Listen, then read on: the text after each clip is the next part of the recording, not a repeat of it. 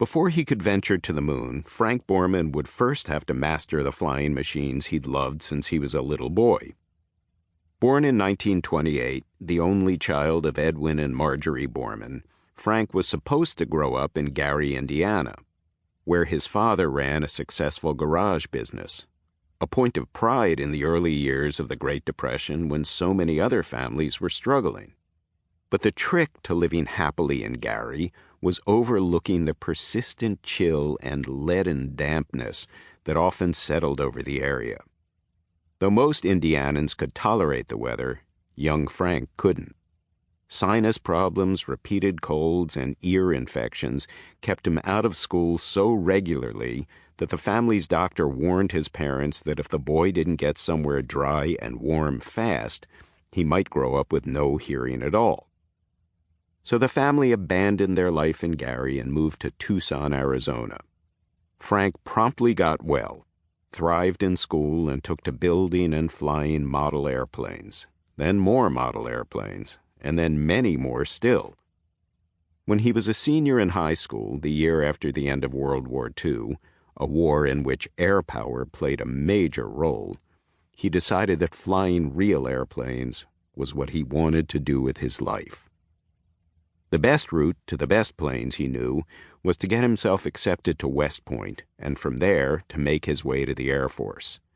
The only problem was, by the time he decided that he wanted to go to the military academy, it was technically too late for him to apply. But by a stroke of luck, and more than a little finagling, he managed to get on the waiting list and was then accepted.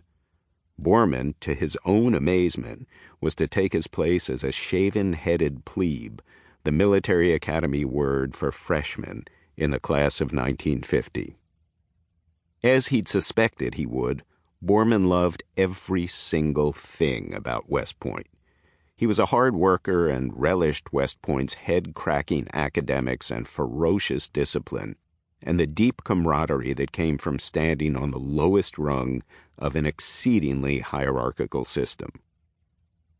Unlike a lot of other plebes, Borman even learned to appreciate the self-control that came from tolerating the hazing at the hands of the more senior cadets, though that part was not easy.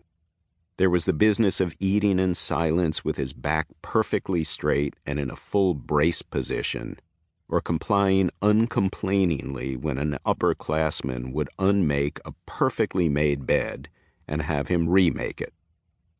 Ultimately, the young cadet became so assimilated to the military life that when his 4 years at West Point were done, he graduated 8th in a class of 670 people, an accomplishment impressive enough to earn him his longed-for assignment to the Air Force.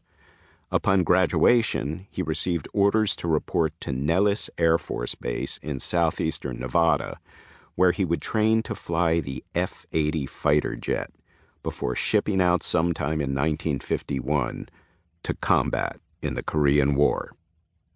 Before he headed to Nellis, he wanted to make sure one very special person would come with him.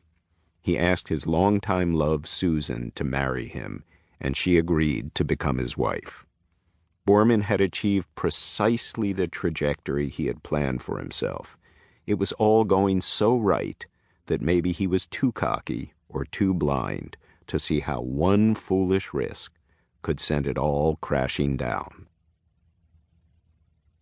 Nevada's Nellis Air Force Base was exactly what Borman expected it to be. A passable enough place for a young military officer and his new bride to make a home, and an extraordinary place to learn combat flying.